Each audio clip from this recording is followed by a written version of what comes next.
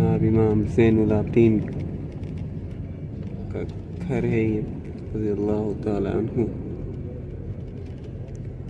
और इसी के सहन में जब मदीने में पानी की कमी हो गई थी तो कुआं खोदा गया, मीठा पानी इस पे से निकला था, तो इसकी सबील भी बना दी गई थी, लेकिन अभी गवर्नमेंट ने इसे बंद कर दिया जनाब। फिर तार वार लगा के यहाँ आने की इजाज़त नहीं है, और जो कुआं था उसे भी बंद कर दिया गया है प्रेट करके।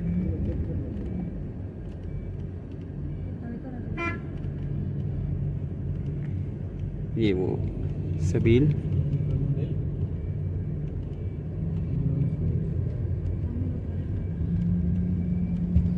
और ये सबील के आगे जो घर है, जो कुआं है, उसको चादर लगा के बंद किया।